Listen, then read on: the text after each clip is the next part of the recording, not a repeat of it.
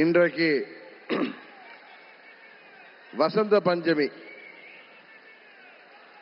தை மாதம் பிறந்த பிறகு வழி பிறக்கும் என்பார்கள். அதிலும் இந்த வசந்த பஞ்சமி என்பது உலகத்தையே இயக்குகின்ற சக்தியின் ஆற்றல் பெருக தொடங்குகின்ற நாள் என்பது நமது மக்களின் நம்பிக்கை. இந்த வசந்த பஞ்சமி அன்றைக்கு தமிழ்நாட்டிற்கு வருகை புரிந்திருக்கின்ற, தமிழ்நாட்டில் ஆட்சி மாற்றத்தை உருவாக்கி மீண்டும் மக்களாட்சியை உருவாக்குவதற்காக வருகை புரிந்திருக்கின்ற இந்தியாவின் பிரதமர், நமது தேசிய ஜனநாயக கூட்டணியின் தேசிய தலைவருமாகிய மாண்புமிகு பிரதமர் அவர்களே, நமது தேசிய ஜனநாயக கூட்டணியின் தமிழ்நாடு தலைவர், அனைத்திந்திய அண்ணா திராவிட முன்னேற்ற கழகத்தின் பொதுச் செயலாளர்,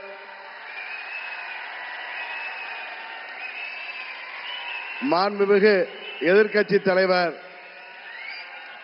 பெரும் மதிப்பிற்குரிய திரு எடப்பாடி கே பழனிசாமி அவர்களே,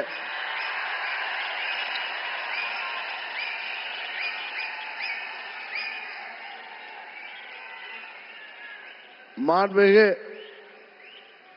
மத்திய அமைச்சர் பியூஷ் கோயல் அவர்களே, எனது அருமை நண்பர் மத்திய அமைச்சர் மாண்புமிகு எல் முருகன் அவர்களே, தமிழ்நாடு பாரதிய ஜனதா கட்சியின் தலைவர் எனது அருமை சகோதரர் நயினார் நாகேந்திரன் அவர்களே, பாட்டாளி மக்கள் கட்சியின் தலைவரும் முன்னாள் மத்திய அமைச்சருமாகிய டாக்டர் திரு அன்புமணி ராமதாஸ் அவர்களே, மற்றும் வருகை புரிந்திருக்கின்ற நமது தேசிய ஜனநாயக கூட்டணியின் அங்கம் வகிக்கின்ற தலைவர்களே, வருகை புரிந்திருக்கின்ற நமது தேசிய ஜனநாயக கூட்டணியின் நிர்வாகிகளே, செயல் வீரர்களே, வீராங்கனைகளே, உங்கள் அனைவரையும் அம்மா மக்கள் முன்னேற்ற கழகத்தின் சார்பில் இந்த நேரத்தில் எனது நெஞ்சம் நிறைந்த வணக்கங்களை தெரிவித்துக் கொள்கின்றேன். தொடர்ந்து 3 முறை இந்தியாவின் பிரதமராக இந்திய மக்களால்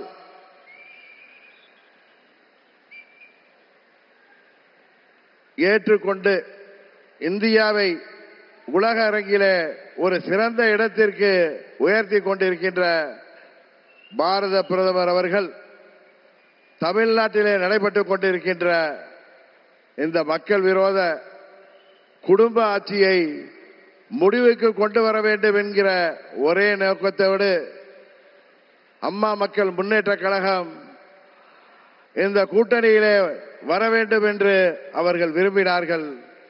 இன்றைக்கு நாங்கள் முழுமனதோடு தமிழ்நாட்டிலே தேசிய ஜனநாயக கூட்டணியை தலைமையேற்றிருக்கின்ற மதிப்பிற்குரிய திரு எடப்பாடி கே பழனிசாமி அண்ணன் அவர்களை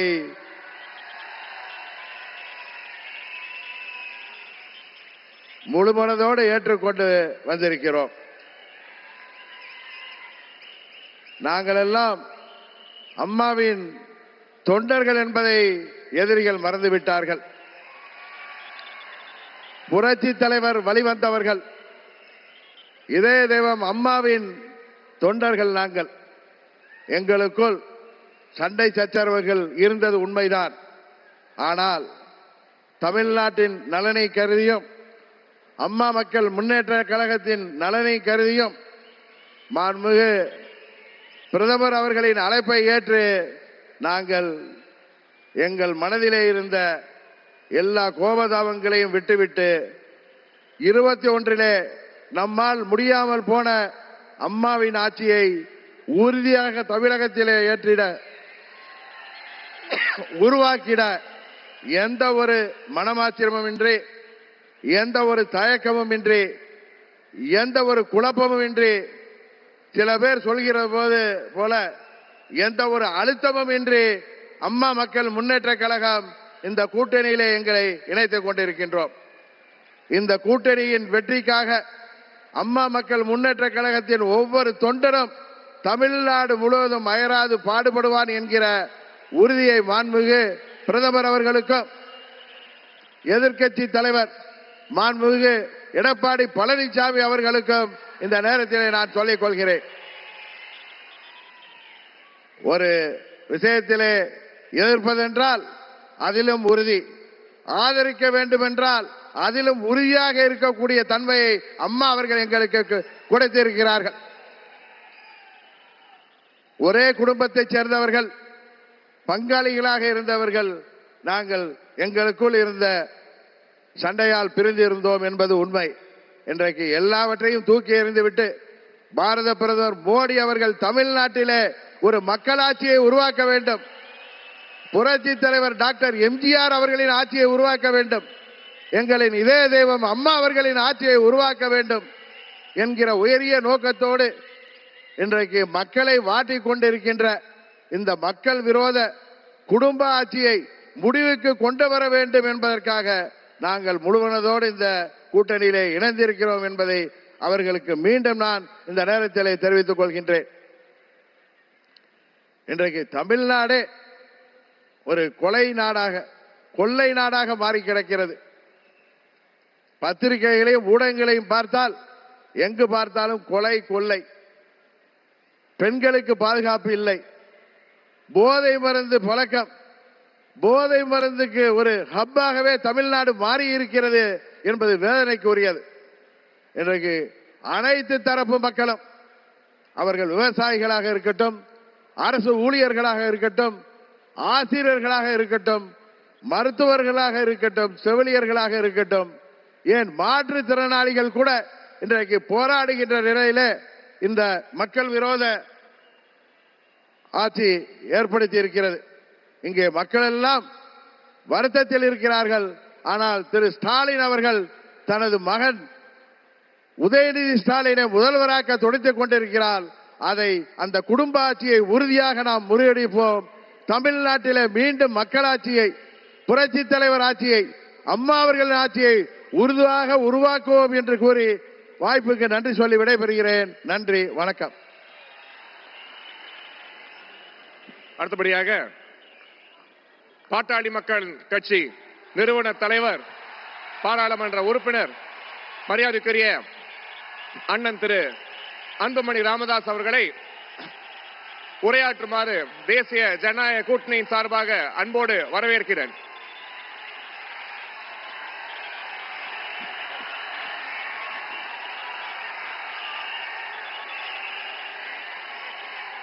அனைத்து இந்திய அண்ணா திராவிட முன்னேற்ற கழகத்தின் தலைமையிலான தேசிய ஜனநாயக கூட்டணியின் மாபெரும் இந்த மாநாட்டில் கலந்து கொண்டு இறுதியாக சிறப்புரை ஆற்ற இருக்கின்ற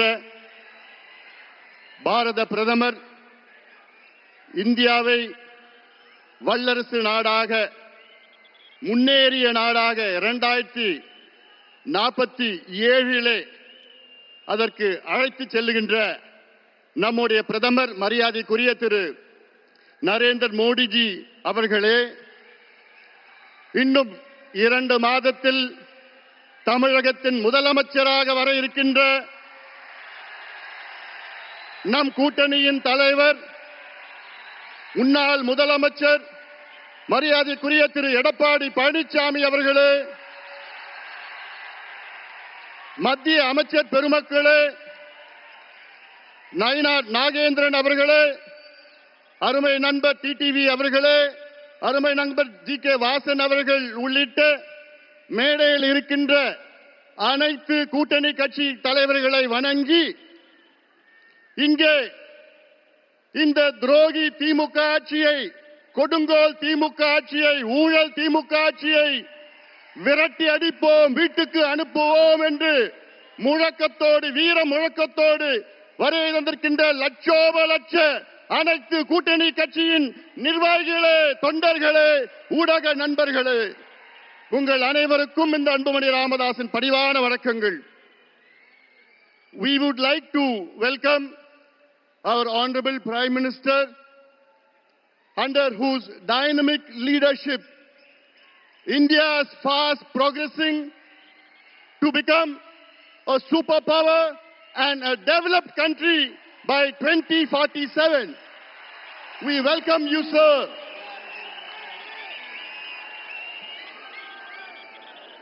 Sir, today is the beginning of the end of the DMK government.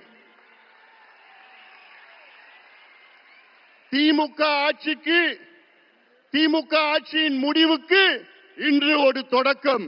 இங்கே வருகை தந்திருக்கின்ற லட்சோப லட்ச தொண்டர்களே, திமுக அரசு என்றாலே ஒரு ஊழல் அரசு, கொடுங்கோல் அரசு, பெண்களுக்கு எதிரான ஒரு ஆட்சி, கஞ்சா ஆட்சி, சாராய ஆட்சி, எல்லாவற்றுக்கும் மேல் திமுக ஆட்சி என்றாலே அது ஒரு பூஜ்யம் ஆட்சி. Zero government, zero governance. கடந்த 5 ஆண்டு காலத்தில் தமிழ்நாட்டில் திமுக ஆட்சியில் கொண்டு வரப்பட்ட நீர் பாசன திட்டங்கள் எவ்வளவோ பூஜ்யம். கடந்த 5 ஆண்டு காலத்தில் திமுக அரசில் கொண்டு வரப்பட்ட புதிய மாவட்டங்கள் எவ்வளவோ பூஜ்யம். 5 ஆண்டு காலத்தில் கொண்டு வரப்பட்ட புதிய மருத்துவ கல்லூரிகள் எவ்வளவோ பூஜ்யம். 5 ஆண்டு காலத்தில் உருவாக்கப்பட்ட MBBS இடங்கள் எவ்வளோ பூஜ்யம். 5 ஆண்டு காலத்தில் எத்தனை கல்லூரி இணை பேராசிரியர் நியமனம் செய்யப்பட்டிருக்கின்றார்கள் என்று பார்த்தால் பூஜ்யம். 5 ஆண்டு காலத்தில் புதிய மின் திட்டங்கள் கொண்டு வரப்பட்டது எவ்வளோ பூஜ்யம். இது ஒரு பூஜ்யம் அரசு. தகுதி இல்லாதவர்கள், திறமை இல்லாதவர்கள், நேர்மை இல்லாத திமுக ஆட்சியை துரத்தி அடியுங்கள், விரட்டி அடியுங்கள். ஆனால் ஒன்றில் மட்டும் முதல் இடத்தில் இருக்கின்றார்கள், அதிலும் இந்தியாவிலே முதலிடத்தில் இருக்கின்றார்கள். ஊழல். ஊழல் ஊழல் என்றாலே அதற்கு மறுபெயர் திமுக. அடுக்கிக் கொண்டே போகலாம். மணல் கொள்ளையால் நடந்த ஊழல் எவ்வளோ? 4750 கோடி ரூபாய். நகராட்சி துறையிலே பொறியாளர்கள் நியமனம் ஊழல் 888 கோடி ரூபாய். அதே துறையிலே ஒப்பந்த ஊழல் எவ்வளோ? 2000 கோடி ரூபாய் ஊழல். அதே துறையிலே பணியிட மாற்றம் ஊழல், டிரான்ஸ்பருக்கு ஒரு துறையில ஒரு மாதத்தில் 366 கோடி ரூபாய். டாஸ்மாக் விற்பனை ஊழல், வரி ஏய்ப்பு ஊழல் 1,82,000 கோடி ரூபாய். டாஸ்மாக் மது பாட்டில், அந்த மது பாட்டில் 10 ரூபாய் பாட்டில் யாரு?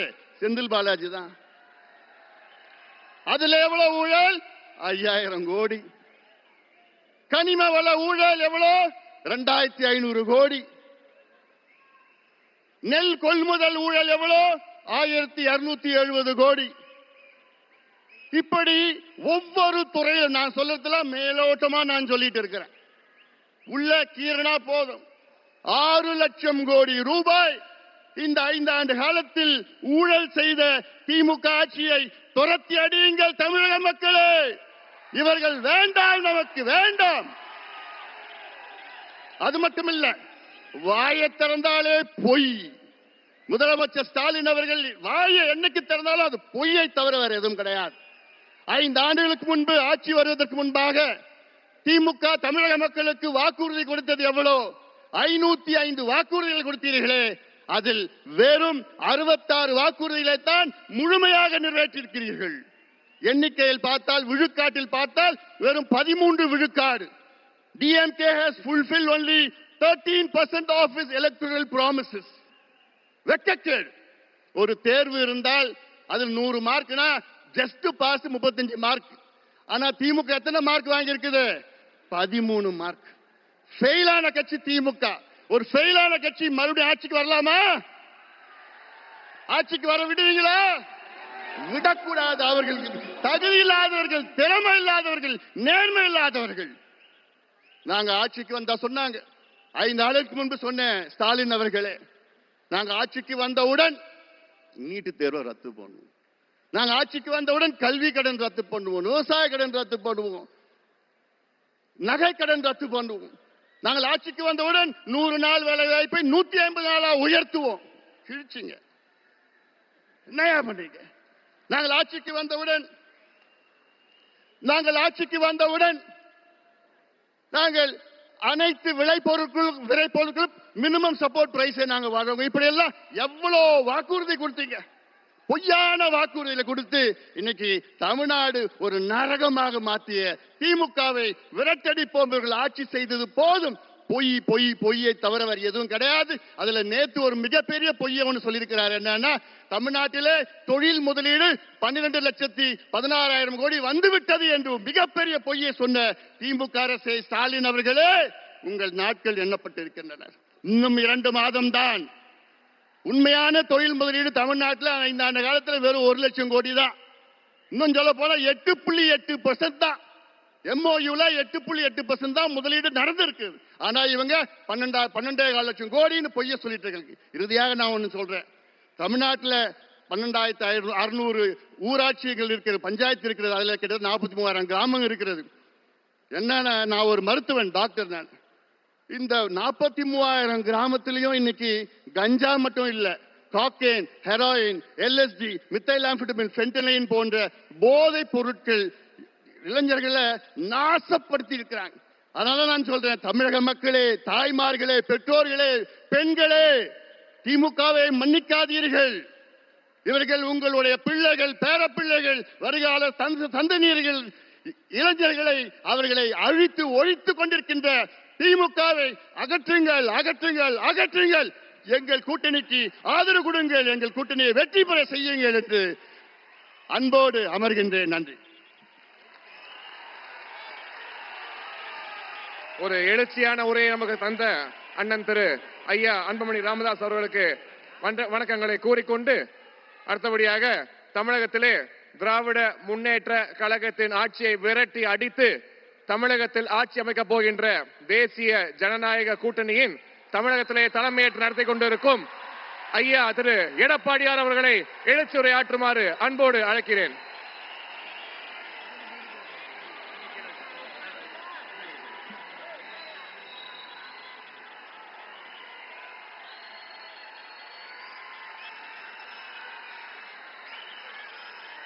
பொன்மனச்சம்மல் புரட்சி தலைவர் எம்ஜிஆர், இதயம் புரட்சி தலைவி அம்மாவை வணங்கி,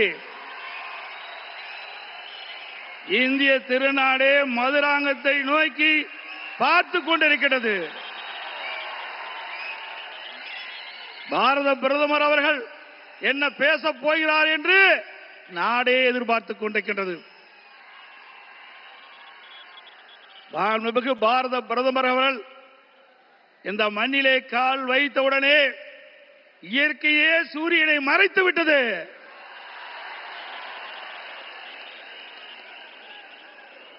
எங்கே பார்த்தாலும் மக்கள் வெள்ளம், மக்கள் கடல் போல் காட்சியளிக்கின்றார்கள். இந்த மதுராந்தம் பூமியே குலுங்குகின்ற அளவுக்கு மக்கள் வெள்ளம். இதுவே நடைபெறுகின்ற சட்டமன்ற தேர்தலிலே வெற்றிக்கு சான்று. இந்த அற்புதமான நிகழ்ச்சியிலே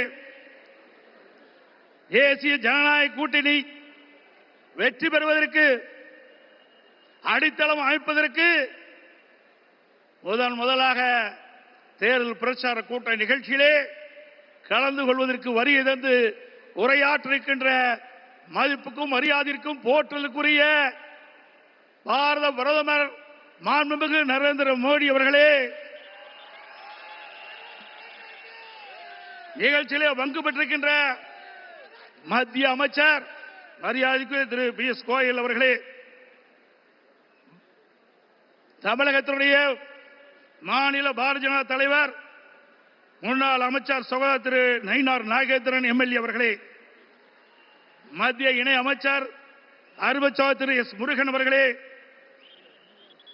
பாட்டாளி மக்கள் கட்சியுடைய தலைவர் முன்னாள் மத்திய அமைச்சர் அறிவுசார் டாக்டர் அன்புமணி அவர்களே, அம்மா மக்கள் முன்னேற்ற கழகத்தினுடைய பொதுச் செயலாளர், மதிப்புக்கும் மரியாதைக்கும் உரிய சகோதரர் திரு டிடிவி தினகரன் அவர்களே, தமிழ் மாநில காங்கிரஸ் தலைவர் முன்னாள் மத்திய அமைச்சர் மரியாதைக்கு திரு ஜே கே வாசன் அவர்களே, புரட்சி பாரதிய தலைவர் திரு பூவை ஜெகன்மூர்த்தி எம்எல்ஏ அவர்களே, மரியாதைக்குரிய புதிய நீதி கட்சி தலைவர் திரு ஏ சி சண்முகம் அவர்களே, இந்திய ஜனநாயக கட்சியுடைய தலைவர் திரு பாரிவேந்தர் அவர்களே, தமிழக மக்கள் முன்னேற்ற கழக நிறுவன தலைவர் திரு ஜான் பாண்டியன் அவர்களே, எருதல் மக்கள் கட்சியுடைய தலைவர் திரு என் ஆர் தனபாலன் அவர்களே, முன்னாள் ஆளுநர் திரு தமிழிசை சவுந்தரராஜன் அவர்களே, முன்னாள் பாரதிய ஜனதா தலைவர் சகோதரர் திரு அண்ணாமலை அவர்களே, மற்றும் மேடையிலே வீற்றிருக்கின்ற கூட்டணி கட்சியினுடைய தலைவர்களே, நிர்வாகிகளே, மேடையிலே வீற்றிருக்கின்ற அனைத்து இந்திய அண்ணா திராவிட முன்னேற்ற கழகத்தினுடைய தலைமை கழக நிர்வாகிகளே, மாவட்ட கழக செயலாளர்களே, நாடாளுமன்ற உறுப்பினர்களே, சட்டமன்ற உறுப்பினர்களே, வாரி சிறப்பித்துக் கொண்டிருக்கின்ற தேசிய ஜனநாயக கூட்டணியில் அங்கம் வைக்கின்ற கட்சியினுடைய தலைவர்களே, நிர்வாகிகளே, தொண்டர்களே, பெரியவர்களே, தாய்மார்களே, ஊடக நண்பர்களே, பத்திரிகை நண்பர்களே, கழக உடன்பிறப்புகளே, அத்தனை பேருக்கும் என்னுடைய முதற்கண் வணக்கத்தை உரித்தாக்குகின்றேன்.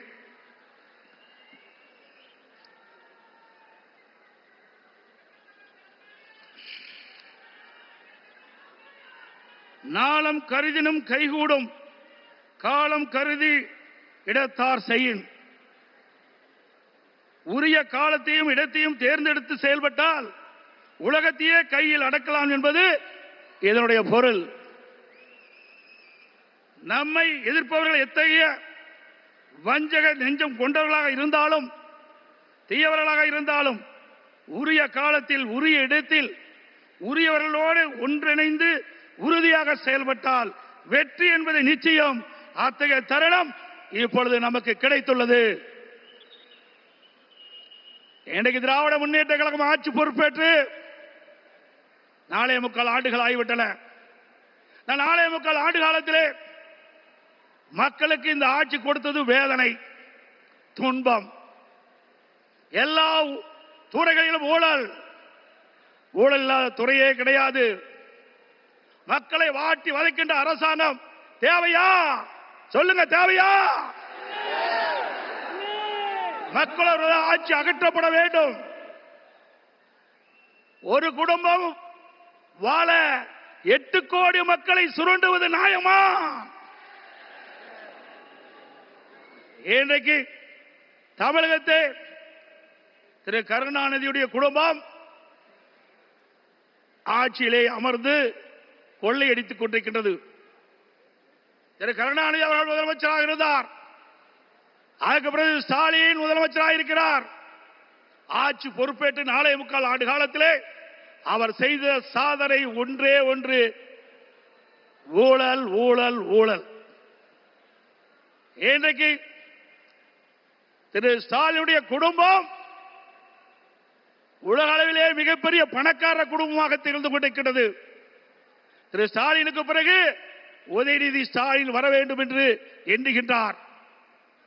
திராவிட முன்னேற்ற கழகத்தில் எத்தனையோ பேர் உழைத்தவர்கள் இருக்கின்றார்கள். அவர்களெல்லாம் வீதியிலே பார்க்கப்படுகிறோம். ஆனால் திரு கருணாநிதி குடும்பத்திலே பிறந்தவர்களுக்குத்தான் அந்த கட்சியிலும் இடம், அதிகாரத்தில் இடம். அந்த அடிப்படையிலே தான் எந்த ஒரு தகுதியும் இல்லாத திரு உதயநிதி அவர்களுக்கு முதலில் சட்டமன்ற உறுப்பினர் ஆக்கினார், பிறகு அமைச்சராக்கினார், இப்பொழுது துணை முதலமைச்சர் ஆக்கியிருக்கின்றார்.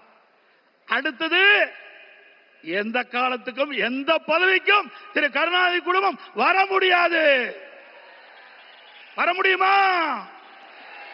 இந்த தேர்தல் தான் திமுகவுக்கு இறுதி தேர்தல். தீய சக்தி திமுகவை வீழ்த்துவோம். பொன்மனச்சம்பல் புரட்சி தலைவர் எம்ஜிஆர், இதயம் புரட்சி தலைவர் அம்மா இருவரும் தலைவர்கள் கண்ட கனவை நிறைவேற்றுவோம். நம்முடைய தேசிய ஜனநாயக கூட்டணியுடைய சக்தியால் பாரத பிரதமர் நமக்கு துணை நிற்கின்றார்.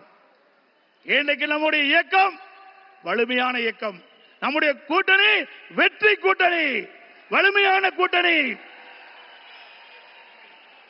தேர்தல் என்ற போரில் நம்முடைய கூட்டணி கட்சி தலைவர்கள், நிர்வாகிகள், தொண்டர்கள் இரவுகள் வாராமல் தேனீக்களை போல, எறும்பை போல சுறுசுறுப்பாக செயல்பட்டு தேர்தல் போரிலே எதிரிகளை ஓட ஓட விரட்டி வெற்றி கொடி நாட்டுவோம். செய்வீர்களா? இந்த தேர்தலை பொறுத்த வரைக்கும் குடும்ப வாரிசுக்கு முற்றுப்புள்ளி வைக்கின்ற தேர்தல், குடும்ப ஆட்சிக்கு முடிவு கட்டுகின்ற தேர்தல், ஊழல் நிறைந்த ஆட்சிக்கு முடிவு கட்டுகின்ற தேர்தல். இந்த தேர்தல் நம்முடைய வெற்றிக்கு மக்கள் துணை இருக்கின்றார்கள்.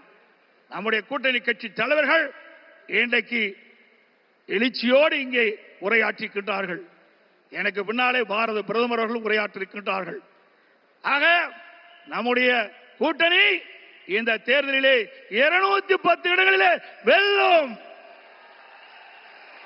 பெரும்பான்மையான இடங்களே வெல்லும். அண்ணா திமுக ஆட்சி அமைக்கும்.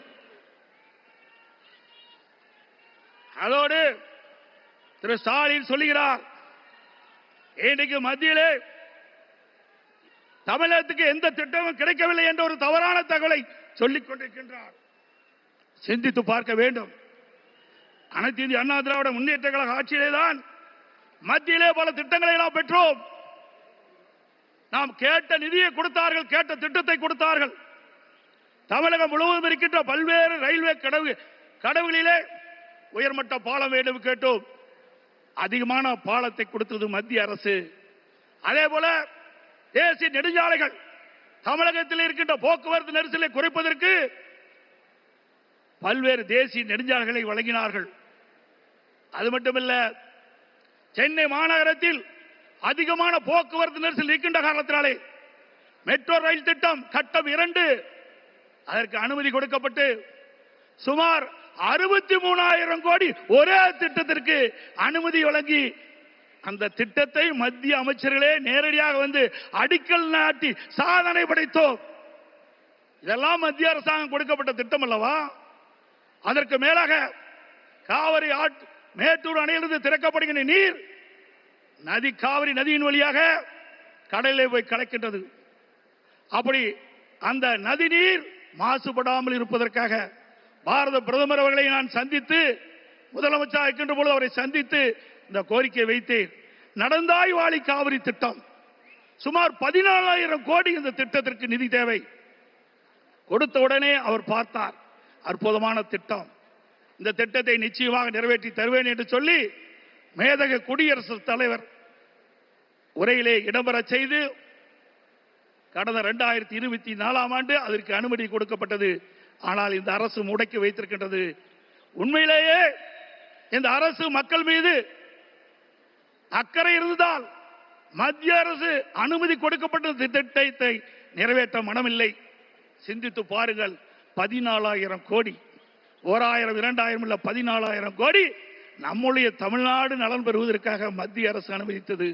பாரத பிரதமர் அவர்கள் மனமுகந்து கொடுத்த அந்த திட்டம், அந்த திட்டத்தின் மூலமாக காவிரி நதியிலே கரை ஓரமாக இருக்கின்ற கழிவு நீர்கள் அந்த நதியிலே கலக்கின்ற பொழுது நீர் மாசுபடுகிறது.